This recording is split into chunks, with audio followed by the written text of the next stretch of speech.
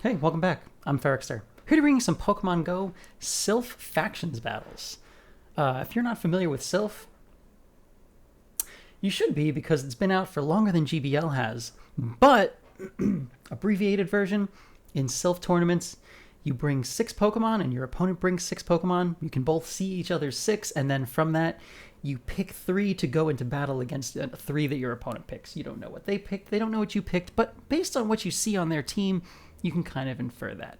And Silph Factions is just the word that they're using for teams. It's a team of 7 people plus 1 alternate going up against another team of 7 people plus 1 alternate. So these battles are going to be played by the EliteTMS, which is the faction that I'm a part of, against the MiChamps from Michigan. And we are going to be competing in Open Great League, Open Ultra, Open Masters, and then 2 people will compete in one of 2 Silph Cups, Nightfall and Dungeon, where you can see the allowable typings and the bans there. So yeah, it's my first bout in factions, so hopefully I do okay. And yeah, let's hop into these battles.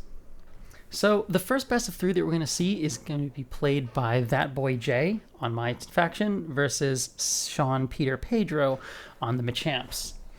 You can see there the 6 Pokemon that ThatBoyJay decided to bring for this without having seen his opponent, what his opponent was going to bring, and the 6 Pokemon that his opponent brought in.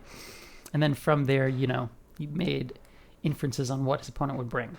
For this match, it looks like ThatBoyJay's Meganium is just really, really strong. The opponent only has 1 actual counter to it in Skarmory, and everything else on the team either gets demolished or just goes slightly negative to Meganium. So I would expect ThatBoyJay to bring Meganium every round, and for the opponent to see that coming and bring Skarmory every round. So since Skarmory is such a strong answer to Meganium, this is going to be... there's going to be a lot of battles just determined by alignment. Whether or not Jay is able to take switch advantage.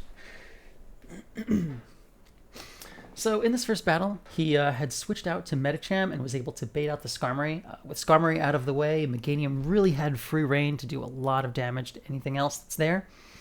Opponent was just left with Umbreon in the back. Jay still has some health on his Deoxys, and Deoxys doesn't have an amazing matchup against Umbreon, but you could definitely still use it to catch a foul play if that becomes necessary. So Jay is just going to pump out these Frenzy Plants as quickly as he can. And yeah, it's only going to take 1 more to take out Umbreon, whereas Umbreon already landed 2 foul plays, and Meganium still is not in Snarl Down range. So as long as Jay is able to get this Frenzy Plant out and reach the next one before the opposing Umbreon is able to reach 2, should be just fine. You see that he tried to make a switch out to catch a move or at least burn up some energy on Deoxys.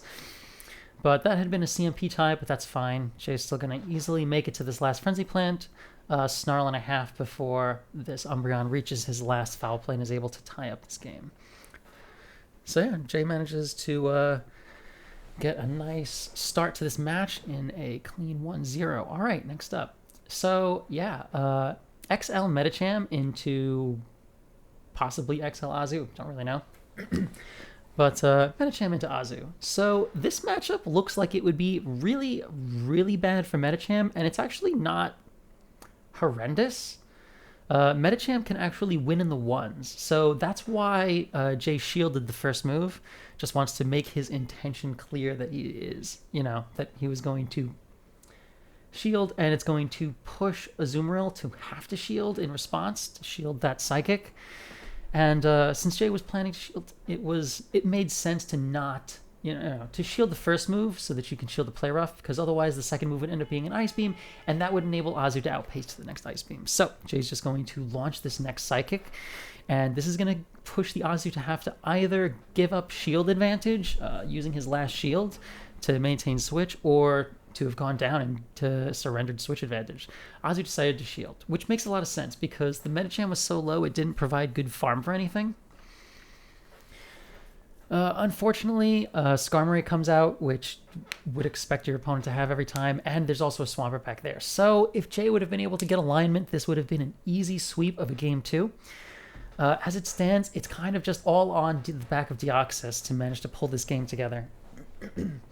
So was trying to throw that Psycho Boost, ends up having to shield the Hydro Cannon first, but that's fine. Hydro Cannon does a lot of damage, more than a Sky Attack from Skarm. Gonna land that first Psycho Boost, throw 3 counters, and throw this next Psycho Boost just before Swampert's able to get to his next Hydro Cannon. Swampert would win CMP, so Jay had to throw there. And now is just trying to switch out right away. Maybe would have been safer to try to bank Thunderbolt first, but even then, Skarmory would win CMP, so you might not be able to do anything there.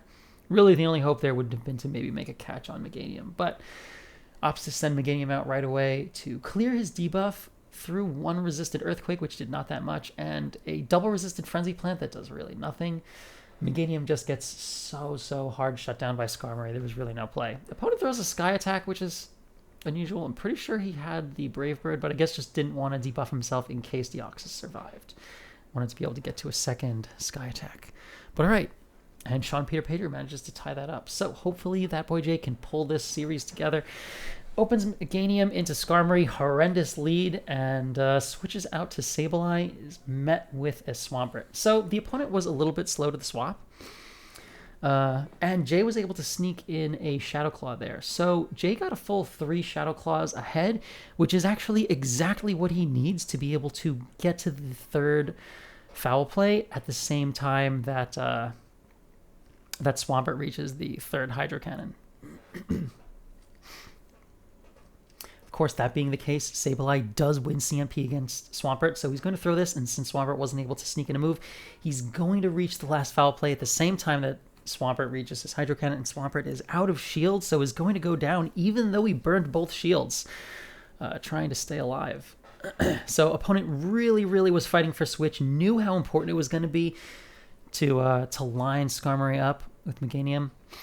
Since he lost Switch, opted to send MiChamps out so that MiChamps could farm down. MiChamps farming down Sableye obviously would take a lot of damage, but the energy on MiChamps will enable it to have some more play against Meganium, whereas energy on Skarmory would be a lot less useful against some of the counters to that, and yeah, Jay has G-Fisk in the back.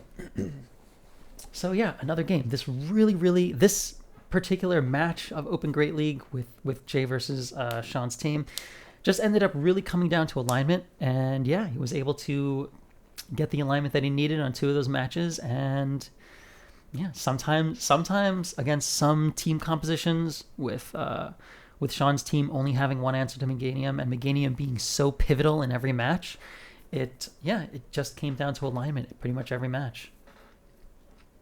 So Skarmory has a pretty terrible matchup against G-Fisk, but as you can see, it's not actually that bad. Like, G-Fisk is getting really close to being in Brave Bird range. Jay's going to shield here, shield this Ice Punch, is up to double Frenzy Plant, can throw 1 of these. I think MiChamps just barely survives this, and is just barely able to Vine Whip down, enough to leave himself with an Earthquake ready, and yeah, is able to Earthquake this Skarmory. Which is gross overkill, but yeah, very satisfying to see Meganium manage to finish off Skarm in this match. GG. Alright. Next up in Open Ultra League, I have to adjust this. We've got YasserAleed, my team captain, up against Formal. So, wins switch pretty severely here. Wins lead pretty severely. Opponent switches into Skarmory, and Yasser is going to respond by sending in Swampert. So Swampert is definitely going to be able to maintain switch here. As long as Yasser shields and doesn't let Skarmory sneak in a bunch of extra moves, Swampert will grossly outpace Skarm. Opponent shields right away, so is clearly looking to take this into the multi-shield. That is fine. The more the opponent shields, the further Yasser's Swampert will be able to pull ahead on energy. I imagine going to shield here also to maintain switch. Switch advantage is going to be pretty important here, because Obstagoon will hard shut down Jellicent, and Alolan Ninetales will hard shut down Obstagoon in response. So definitely have to maintain switch here. Able to get to this last Hydro Cannon, and is going to be able to to take out the Skarmory. We saw a wild emote run across the screen. These battles were not recorded. They were played live on Twitch with the opponent's consent, of course. And yeah, since there was no real recording, I had to scrape this off of a recording from there. That's also why the resizing was so severe. So yeah, this is a quality video. And yeah, these are quality games played in a quality game, very well programmed game with no glitches. So yeah, Jellicent into G-Fisk. In Ultra League, Jellicent actually has a really strong matchup against G-Fisk. Being able to survive 2 Earthquakes really is what makes this matchup so decent. With Bubble Beam, it would still be fine. Actually, it would be slightly better because just after the debuffs and the debuffs combined with the super effective damage from Bubble Beam and Bubble just, makes the matchup very strongly in favor of Jelly. But yeah, Yasser does not have that, just running double nukes, Ice Beam, and Shadow Ball. And that works out pretty well. Actually, that seems to be what most of the people that I've seen who are running in Jelly in factions were using. I'm not sure why, because I don't play Open Ultra League. I honestly have no idea what this meta is supposed to look like. For all I know, this is the most meta team possible. I have no idea. I do not play Open Ultra. But yeah, here we go. So G-Fisk into Skarm. Despite not playing Ultra, I know this is a good matchup for Yasser. So very much wins the lead there and is able to team comp his opponent here in the switch also. Obstagoon going to throw a Night Slash, I guess going for the boost. Really, any move that Obstagoon could possibly have would make more sense to throw. If you're not going to get the boost. Cross Chop, Hyper Beam, sometimes they carry Gunk Shot. All of those would do more damage than the resisted Night Slash. Went for a second one and didn't get the boost. And even if he had it, wouldn't have made a difference because he's not able to reach a third move. So I'm not super sure what the thought process there was or what the moveset is. It might be a moveset issue. But either way, Ninetales was able to take Obstagoon out with a decent chunk of energy. So going to be able to throw these neutral hitting Weather Balls into the opposing G-Fisk to do pretty reasonable damage, and even the Charm is chunking because Charm is just a ridiculously strong move. G-Fisk can't farm the whole way down. Ninetales had too much energy, or too much health, so gonna have to throw this Rock Slide to take Ninetales out. And yeah, now Yasser's just gonna be able to send out Swampert, which is a super hard counter to G-Fisk. Just gonna shield this in case it's the Earthquake, and it actually is props on the opponent for not baiting. And yeah, he's going to switch out to Skarm, but is met with a G-Fisk. And I know I said that Skarmory has a not horrendous matchup against G-Fisk, but that's in Great League. In Ultra League, it is measurably worse for Skarm. Like, you can't just Sky Attack and then double Brave Bird, surviving the whole way. So, obviously going to no-shield everything. Brave Bird hits, and it does way less than it does in Great League. Only does maybe like 20-something% here. Almost 30.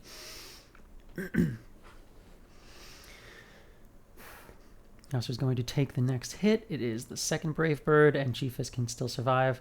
Opponent switches into his own Stunfisk to try to catch a Rock Slide. That was maybe his only win condition, but Swampert, even with all of the energy that Swampert had, he's just going to be able to throw this Hydro Cannon, reach another Hydro before the G-Fisk is able to reach an Earthquake, or even reach an Earthquake to bait, to threaten. And yeah, Skarmory comes back out. Swampert's going to be able to reach a Hydro Cannon, no problem, but since this is played live on Twitch, it is very important to BM your opponent when possible, so yeah, Yasser is going to finish this match with a resisted Earthquake instead to prove his points and manage to take out that Skarmory and take that game too. All right, so 2-0, this is going pretty well.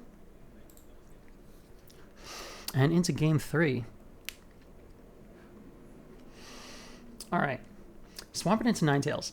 This is a neutral-ish matchup. Ninetales can force its way into switch advantage by double shielding, but you definitely go into a deficit to do so.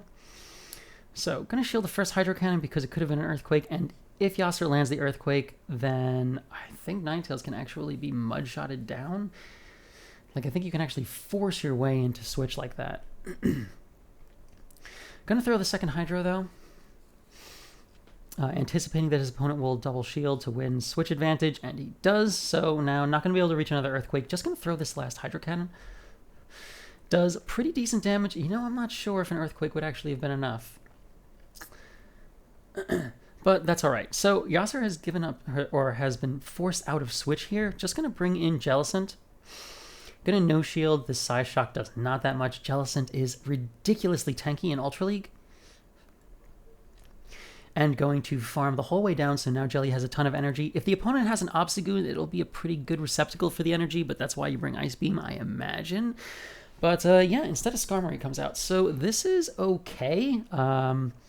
Definitely better to see Skarmory here than against Yasser's own Alolan Ninetales. So, gonna land this second Shadow Ball. And then actually switching out to Ninetales to preserve Jellicent, because whatever's in the back probably really does not like Jelly. Catches the Sky Attack and is able to just charm Skarmory the whole way down. And there's a Machamp back there. So yeah, I guess, yeah, no real play for Machamp in the back there. Could just get charmed the whole way down. Yasser's going to have to shield this Cross Chop, and that's all right. And then just going to throw this Psy Shock and manage to take that game 0-3. And yeah, well done, Captain. All right. Next up, I have to adjust the size of this video again. We've got Rommel Castro versus Obsidian. So this is the first match that's not being played in open leagues. This is actually played in the Dungeon Cup, which is this one right here. Bug, Dragon, Steel, Poison, and Water, with the bans of Megas, No Shadows, No Azu, G-Fisk, Skarm, Altaria, or Bastiodon. So a lot of the meta things kicked out of there, and you can see the teams that each of these battlers has decided to bring. I have heard that Flygon was very good in this cup, but this wasn't actually the cup that I played, so I probably have less insight than, you know, someone who studies before they start making videos or played that cup. Also, notably absent are the Master League battles that NiiCess played against someone. Again, didn't do my research. But yeah, NiiCess lost his footage, so not able to show you those, but that's okay, because no one's really super interested in Master League anyway. What? It's true. My Master League videos were notably less popular. Anyway, so yeah. Opponent gave up switch advantage here, which was nuts to me. Like, he had already seen the Mawile, and with him knowing that he has his own Ferrothorn in the back, I cannot believe that he did not fight harder for switch. That was really all I got out of this first match. So Zweilous is going to Dragon Breath everything down, and yeah, is going to be able to reach this Dark Pulse and take out Ferrothorn also. And just for a very clean first match. All right, game 2. Flygon into Goodra. So this is not amazing. Flygon obviously outpaces Goodra to the Dragon Claw. And Goodra's just going to farm the whole way down, and that's fine. So we have switch advantage. So the opponent has switch advantage, but we do have a shield. Gonna send out Mawile, who double resists Dragon, or triple resists Dragon, has more than immunity tier resistance, because Fairy is immune and Steel is resisted. So yeah, the Dragon Breaths are doing absolutely nothing. And yeah, Mawile is just going to get a decent farm. Still has 2 shields now and a little bit of energy. The only unfortunate thing about that farm down is that energy is not like amazingly valuable on Mawile. But not looking to bait Power Punch, just going straight play rough against the opposing Flygon. Since the opponent was already down shields, they would have to give up their last shield if they wanted to stay in there with Flygon. Opponent throws a Dragon Claw. They weren't even built up yet to the Earth Power, so Rommel knew it was a Dragon Claw, and the triple resistance really shows. Then he's going to switch out to Pelipper. Rommel still has 2 shields, going for the Dark Pulse with this Zweilous. Going to do pretty substantial damage. Zweilous hits really hard, actually. And yeah, this Pelipper is only up to 9 wing attacks, so this can only be a Weather Ball, and Rommel is going to let that go also. Flygon's going to come out and try to Dragon Tail the whole way down, but Rommel is able to reach this Body Slam and is able to take his opponent out with a 2-shield flex, having not used any shields that entire match. GG. All right, next up, Mawile into Flygon. This is a bait-dependent matchup for Mawile. Flygon is just going to build up a ton of energy. There is some lag, so Rommel has definitely lost track of how much energy he has. Gonna have to make a call here and makes the wrong call, gets taken out with an Earth Power. That is really unfortunate. Rommel is in a rough spot now. Also, he's left with double dragon in the back, so if the opponent has a counter dragon, this would be pretty rough. Actively switches into Pelipper, so switch locking himself. Rommel is going to stay in anyway, though. Pelipper has a much worse matchup against Zweilous than it does against Flygon, because against Flygon, the water attacks hit for neutral. Gonna throw out this second Body Slam. And could shield here, but I think Pelipper would probably outpace, so definitely the right move to let this go through. And now going to reveal Flygon in the back and going to farm the whole way down. No shields this, but it's going to hit for neutral. I'm not sure about this move because we haven't seen what's in the back. This is really just going to come down to whether the thing in the back can output enough fast move damage to take out Flygon. Blind throwing this Dragon Claw to force a shield out of him if he wants his own Flygon to be able to throw a move out. Gonna have to shield this Dragon Claw, and there is a Jellicent in the back. So yeah, actually was the right move to save both shields. That puts him in a slightly better position. Otherwise, Jellicent would be able to Ice Beam from full health, or, well, okay, apparently is carrying the Bubble Beam instead. So unfortunate, he's going to be able to reach a second Bubble Beam before this Flygon is able to finish him off with Dragon Tails. Yeah, if the Jellicent was carrying double nukes, then would have been able to pull that game together, but not quite making it and going 2-1. All right, next up, we have another match in the dungeon meta. We have BloodyBananas up against Tooth Butters. My entire team is made up of streamers and content creators, by the way, so any of the names that I've mentioned, definitely go check them out on Twitch. If I don't tell you to do that, that would make me a bad person. It's the only time I'm going to say that. So, yeah. Follow my damn teammates. Thank you very much. All right. So, Zweilous is able to Dragon Breath this Flygon the whole way down. Are down shields, though, and Mawile comes out after this. So, just going to unload with Body Slam. I think Dark Pulse is actually slightly more efficient here in this because they're both single resisted and Dark Pulse hits a little bit more. But like Mawile has a shield, so I can definitely understand wanting to throw the cheaper move just so that they couldn't possibly shield, you know, something that would have been really substantial. At least guaranteeing that he's able to do some damage. Unfortunately, is able to play rough and yikes. So now there's a Ferrothorn, Steel type versus Dragalge, a Dragon. So this is rough positioning. Gonna land that Flash Cannon. This looks so bad for Bloody. Oh my gosh. Going straight Outrage, he absolutely needs to land this because this does a lot more damage than the... Well, they're both single resisted, the Outrage and the Aqua Tail, but Outrage does a ton more damage. Now able to throw this Aqua Tail and force the last shield. Able to sneak in a Dragon Tail, which also helps a lot. Gonna have to eat this, and it is a Power Whip. The opponent definitely should have just thrown the Flash Cannon, but I guess wanted to maintain some energy. Gonna send Jellicent out, and is actually able to Shadow Ball down the Mawile. Ferrothorn is able to Bullet Seed down and is able to get to his last move here and manages to take out Dragalge. But a ridiculously close game. I thought Bloody was unbelievably dead there, but he was actually only a little dead. So, all right, Dragalge into Mawile on this game. This is a neutral-ish matchup. The Dragon Tails are triple resisted, but still kind of are chunking more or about as much as the single resisted Firefang is. That's just, yeah. That's just, I guess, having stab on your Dragon Tail, and Dragon Tail is also a much better move than Fire Fang is. So, gonna land the second Aqua Tail. Unfortunately, he no-shielded the Play Rough, was probably trying to call the power-up punch bait. But on the bright side, he's able to bring out Jellicent and get a ton of farm. Perhaps this was all part of the plan, and there is Ferrothorn again. So, not amazing for Jellicent at all, but at least the Shadow Balls will hit for pretty substantial damage. Ferrothorn shields. Bloody switches out to try to catch a Power Whip. The opponent does not throw it right away, though, and now sends out Flygon up against this Melmetal. So, Melmetal is in kind of an awkward spot here. If you throw the Superpower, you debuff yourself, and then your subsequent Superpowers would do less.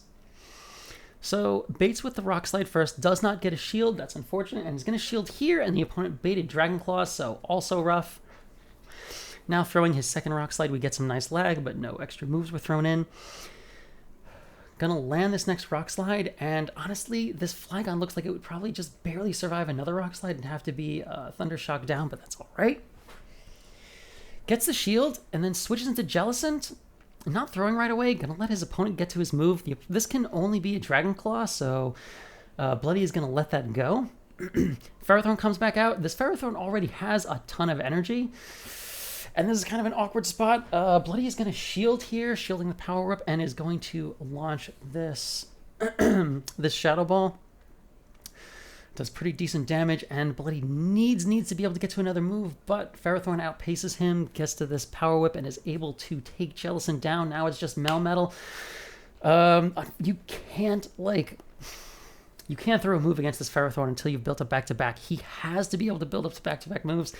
Absorbs the Power Whip, it almost takes him out, builds up the double Superpower, throws this first Superpower, and now the next Superpower is going to have to be able to take out Flygon.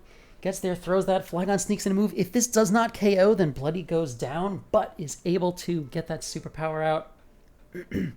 Manages to take that match. GG. Alright, into game 3. Dragalge into Flygon. This is decent for Dragalge, and the opponent knows that, so switches out to Jellicent. Bloody's going to stay in for a little bit. He doesn't have a hard answer to Jelly, and these Dragon Tails are doing so much damage anyway. Going to actually bait the Aqua Tail here. If the opponent no shields, this will be a huge waste of energy, but he does get the shield. Gonna double shield himself because the Ice Beam will definitely one-shot. And you could probably get away with Aqua Tailing and then throwing another Dragon Claw or two, or a Dragon Tail or two, but just still gonna throw the Outrage right away and take out this Jellicent. You know what, I wasn't counting, he was probably out of move. So yeah, have switched here, or have not switched, so kind of have something kind of resembling switch advantage. And since Jellicent is a pretty good response to Mawile, I imagine that Blade will just be staying in, doing whatever damage he can so that he can get the alignment that he needs. But the opponent actively swaps into Flygon, so yeah, now we're kind of free to send in Melmetal. Melmetal obviously isn't like a super strong response to Flygon, especially Flygon with a shield against Melmetal without a shield. Baits the Rock Slide, and now is going to be able to land a Superpower without having debuffed his attack yet. Flygon is just reaching his Earth Power now, so can throw right here. Throws one extra Dragon Tail before throwing this Earth Power. But yeah, he's not going to be able to reach any kind of a move. Jellicent is just going to come out and farm Flygon down, and all you really need to do is tank this one Foul Play, and going to be able to reach the the Shadow Ball, and going to manage to take this game 3.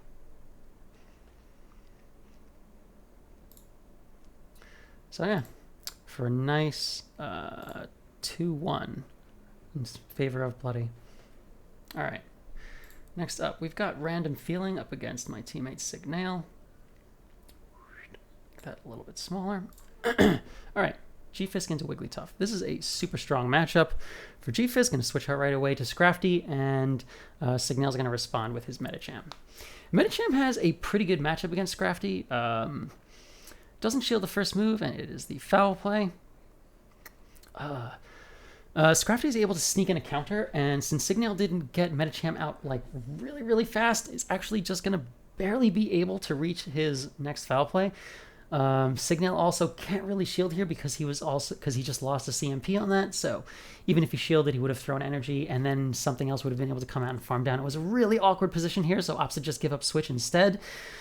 So now G-Fisk is up against Venusaur, and this is a pretty decent match for Venusaur. G-Fisk is going to have to land the Earthquake to be able to take this, but Venusaur outpaces, so gonna shield this Frenzy Plant here and go straight Earthquake now. Gets the shield, and since he got the last shield, is able to just switch out to Frostlass. Frostlass can survive a Frenzy Plant, but opts to shield because this is going to hit harder than anything else will, and you really don't need shields against Wigglytuff, you just need health. So going to throw this Avalanche. It's going to take 2 Avalanches to take Wigglytuff out. 1, and throws the next one here. Throws here because he's leaving himself with as much energy as he can get while still having enough health that Venusaur won't be able to farm the whole way down. So Venusaur here, with the opponent doing very good counting, is going to throw this Frenzy Plant right before Frostlass is going to reach another Avalanche.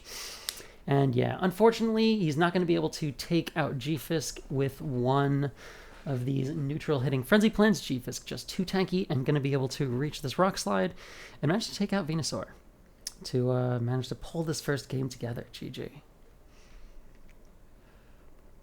All right. Finally, a second to breathe.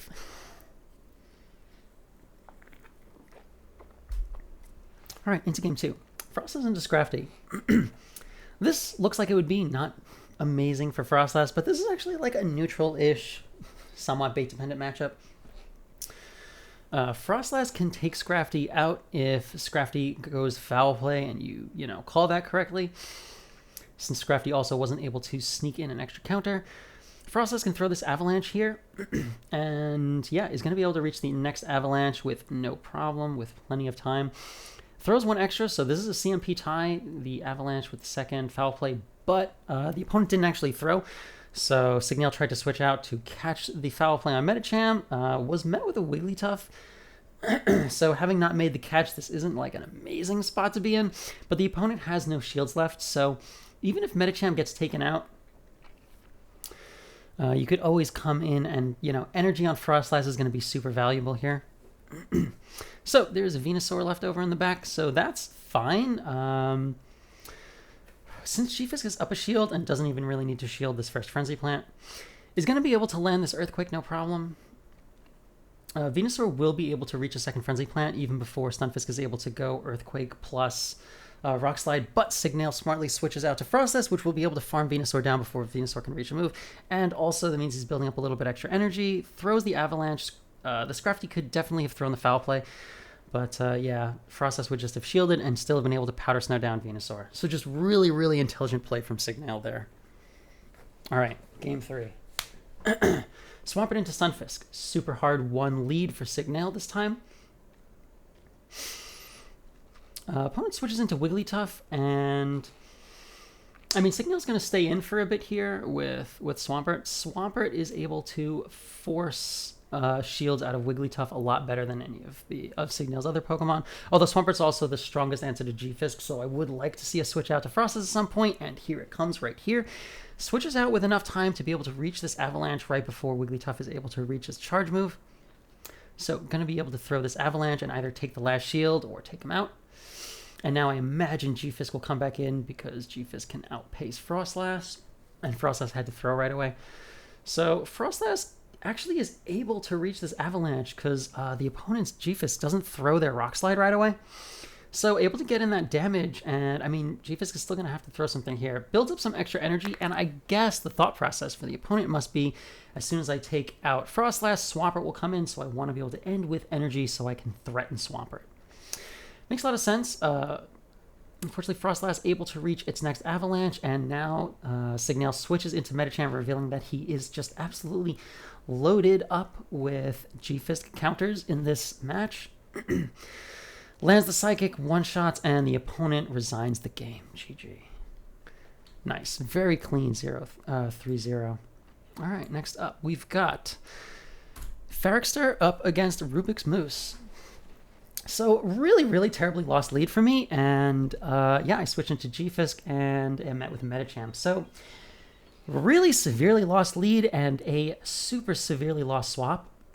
I'm able to sneak in a mudshot there, and that combined with the 2 mudshots that I got in before my opponent switched in, like he was just a little bit slow to the swap, it's going to enable me to reach this my second earthquake. I undertap to get there to make absolutely sure that I do, because 1 extra mudshot of damage won't really do that much anyway. Get the earthquake through, so I'm able to get a shield off of this MiChamps, so that helps. His lead Golbat into my lead Venusaur is a lot to overcome though, so basically my play here is just to farm MiChamp the whole way down because I need to come out completely loaded with energy. I correctly shield the Psychic. If he had baited Power Up Punch there, I wouldn't have been able to farm the whole way down, which would have been way worse for me. He's able to get to a move here, but this can only be a Power Up Punch, so definitely going to let that go through. And now I am just spamming out the Sludge Bombs because Golbat is the hardest counter to Venusaur, and on the opponent's team, it's the only hard counter to Venusaur there. So it was very safe for me to just blind throw the Sludge Bombs. I get the second one out. It still doesn't KO. And I'm going to switch into Frostlass to try to Powder Snow down. Opponent switches into Stunfisk, which is a pretty good answer to Frostlass. Thankfully for me, Frostlass was able to get 2 Powder Snows in. So it's 5 mud shots to the Rock Slide and 6/6/5 to the Avalanche. So since I was ahead by 2, I'm able to reach this Avalanche at the same time that he reaches his Rock Slide. If this is a CMP tie, then he probably can't shield, so he doesn't. Tries to just farm down with Golbat, but gets farmed down instead. So I'm able to pull that game back from the gutter. GG. All right, into game 2. Stunfisk into Stunfisk. So this is a lead that I hate because it is so bait dependent. The way most of these gets played is that you will shield the first move, which will half and half be the Rock Slide bait. I actually no shielded the first move, correctly called the Rock Slide bait. My thought process for that was I won the first matchup even though it looked really, really bad for me, so the opponent is going to be really pushing to try to eke out any kind of advantage that he can early on to put himself in a good position. Unfortunately, me correctly no shielding the Rock Slide put my opponent in a terrible spot, so now I have most of a G-Fisk left with some energy, and we're in even shields, 2 for 2. So since MiChamp came out, I just actively swapped into Venusaur. If Golbat comes out, that's fine. Golbat has a really, really strong matchup against Venusaur, but like he would have to have farmed the whole way down and left himself kind of low in order to leave himself with enough energy to threaten Stunfisk. And even if he had done that, that would have been fine because Frostlass has a strong matchup against Golbat and a strong matchup against Venusaur, or against MiChamp. So I undercharged that Rock Slide so that I would be able to farm Golbat the whole way down. Perfect undercharge, was able to get to this, was able to exit this match with nearly 100 energy. So I'm going to be able to throw this Earthquake, get a shield off of MiChamp. If he had not shielded, it would have been fine also. And now I'm able to just bring Frostlass out. If he had no shielded the Earthquake, I would be able to go straight Avalanche. Since he did shield, I just have to go straight Shadow Ball. And I didn't need to shield the first move because the only way that my opponent was going to be able to pull this back would be if he was able to correctly double bait Power Up Punch, and honestly, I'm not even sure if that would have been enough.